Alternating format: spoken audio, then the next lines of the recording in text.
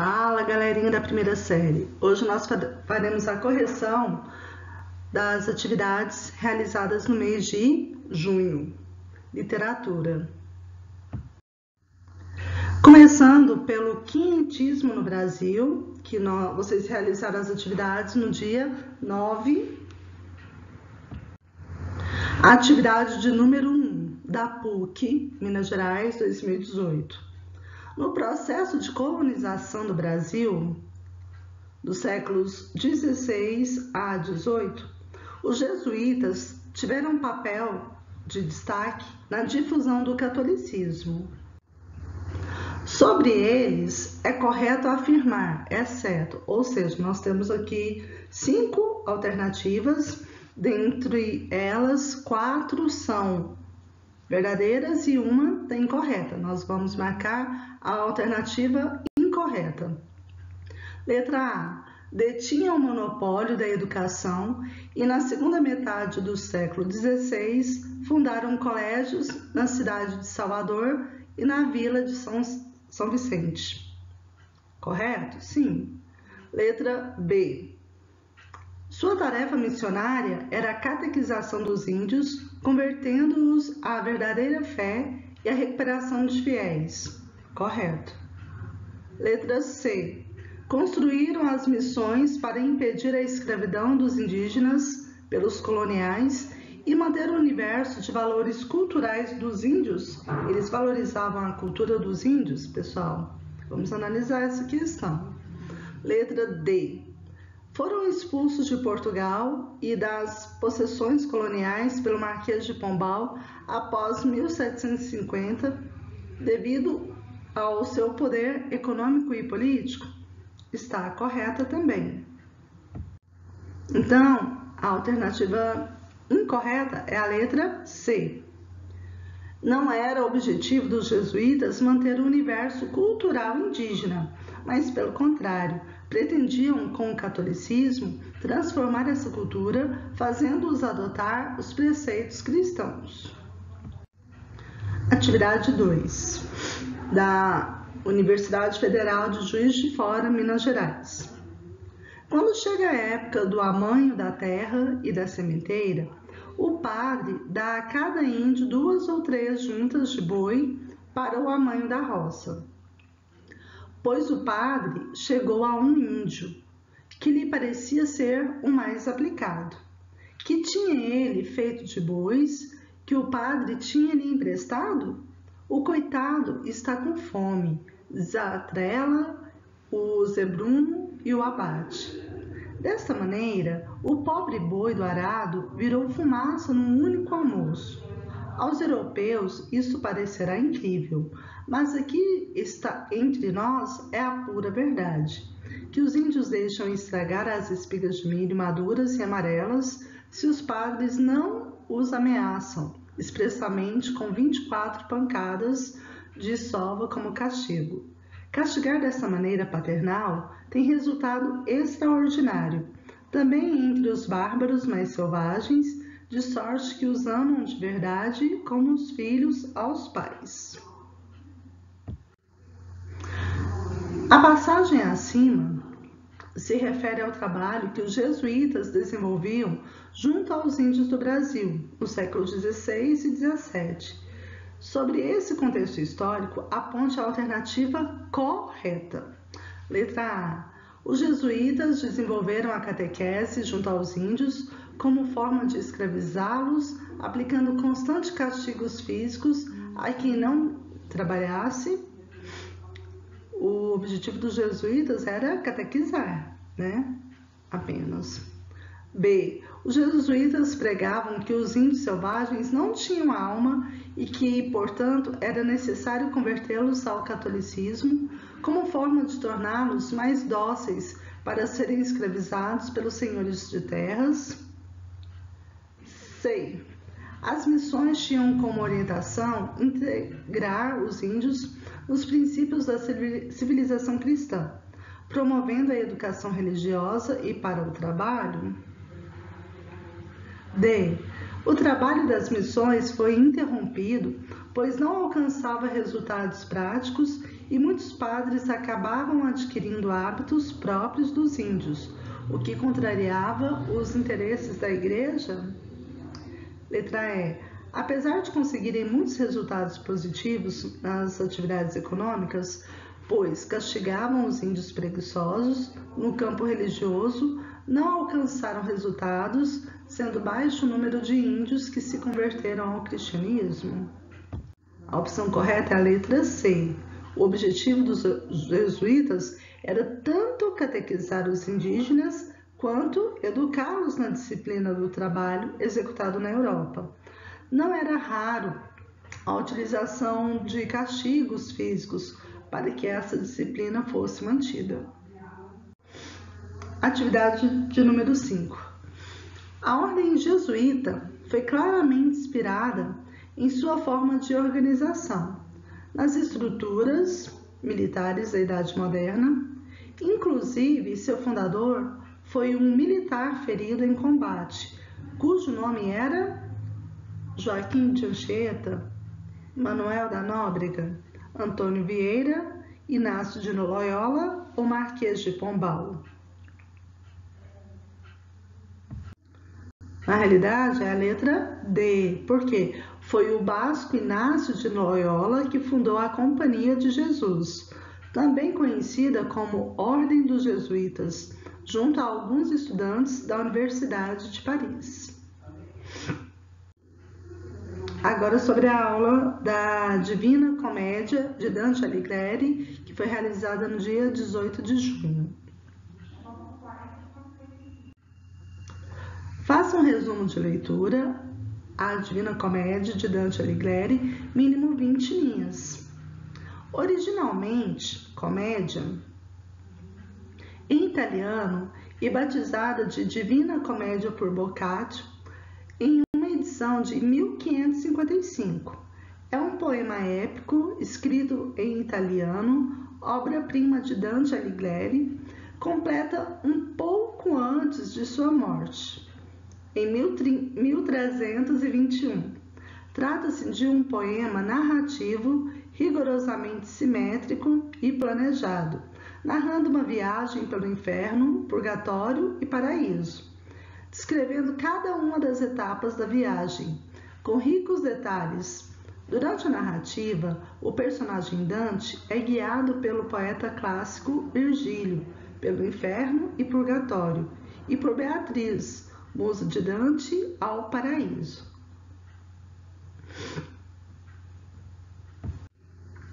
Uma das características marcantes da obra é a sua simetria estrita, baseada no número 3, baseado na técnica chamada terça rima, dotada de estrofes de 10 sílabas, com 3 linhas cada, rimando na ordem ABA, BCB, CDC, DED, EFE, onde a linha central de cada terceto combina com as 2 linhas marginais do terceto seguinte. O poema está dividido em 3 livros, um para cada dimensão: inferno, purgatório e paraíso. Os níveis possíveis no pós-vida, como geralmente imaginado pelo homem da Idade Média, sendo 33 cantos para cada livro, com cada canto possuindo 40 a 50 tercetos aproximadamente, terminando com um verso isolado em cada final.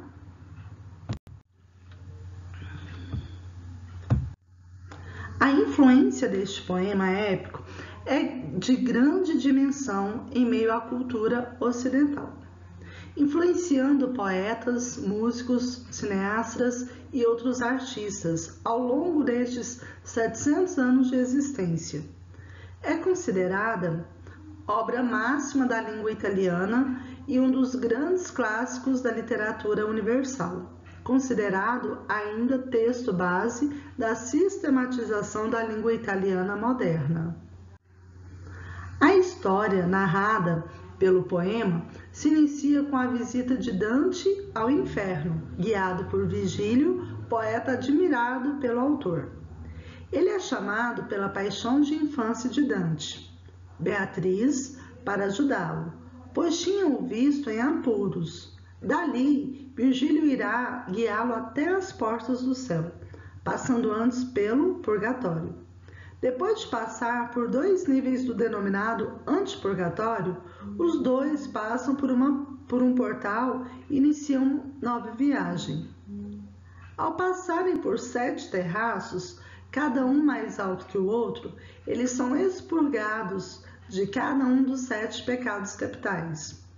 No último círculo do purgatório, Dante se despede de Virgílio e, junto a um anjo, é levado através de um fogo que separa o purgatório do paraíso terrestre.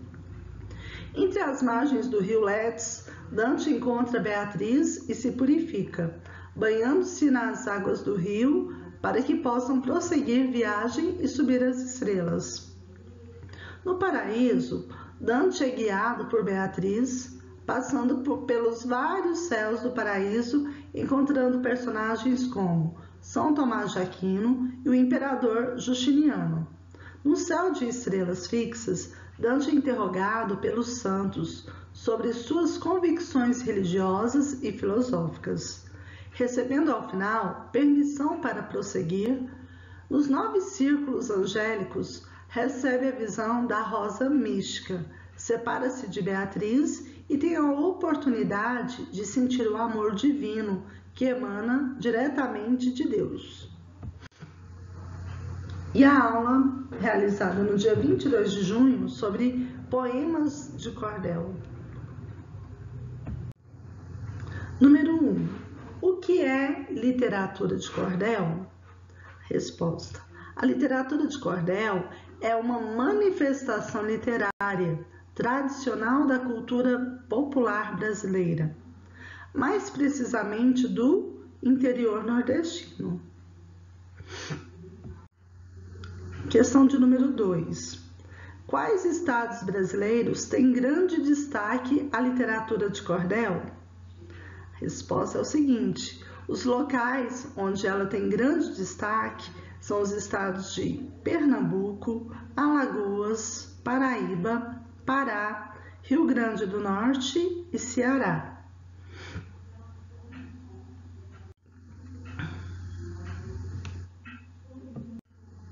Questão de número 3. Cite 3 escritores que foram influenciados por esse estilo. Muitos escritores foram influenciados por esse estilo, dos quais se destacam João Cabral de Melo Neto, Ariano Suassuna, Guimarães Rosa, entre outros. Questão de número 4. Qual a origem do cordel? O termo cordel é de herança portuguesa. Essa manifestação artística foi introduzida por eles no país em fins do século XVIII. Na Europa, ela começou a aparecer no século XII. Em outros países, tais quais França, Espanha, Itália, popularizando-se com o Renascimento.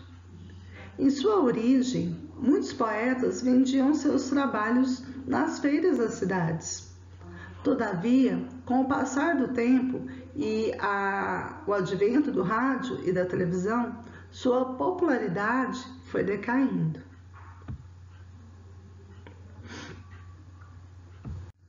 Questão de número 5. Cite as principais características da literatura de cordel. Nós temos a linguagem coloquial, informal, que é do dia a dia, uso de humor, ironia e sarcasmo, temas diversos, folclore brasileiro, religiosos, profanos, políticos, episódios históricos, realidade social. E a presença de rimas, que é o método da oralidade. Questão de número 6, da Unespar, em 2015. As gravuras talhadas em madeira, imburana, cedro ou pinho, possibilitaram os artistas populares o domínio de todo o processo de edição dos folhetos. Os desenhos acompanham o conteúdo do folheto, a simplicidade das formas, as cores chapadas, a presença de motivos, paisagens e personagens nordestinas transportam os leitores para o mundo da fantasia, imprimindo aos reis e rainhas criaturas fantásticas e sobrenaturais, características que se aproximam do universo e de experiências dos leitores. É um texto de Ana Cristina Marinho e Helder Pinheiro. O cordel no cotidiano escolar. Então, de acordo com a xilogravura, isto é, gravura talhada em madeira, assinale a alternativa correta. Letra A.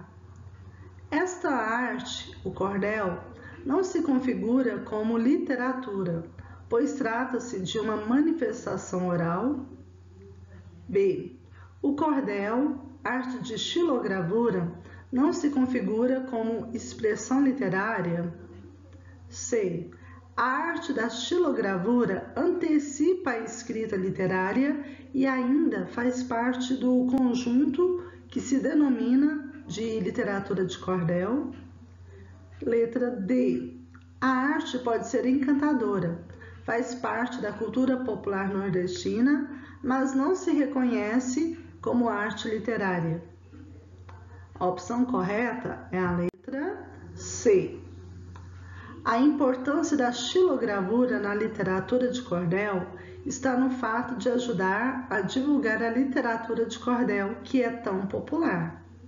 A xilogravura é de fácil confecção, em folhetos, impressão, que contam a história do cordel. Então, pessoal, espero que vocês tenham acertado, saído bem nos exercícios, retirado as dúvidas através do gabarito e da videoaula. E aproveitem para descansar um pouquinho agora, né? Que está chegando as férias, contagem regressiva. Que agosto a gente vai pegar quente. Fiquem com Deus. Até mais.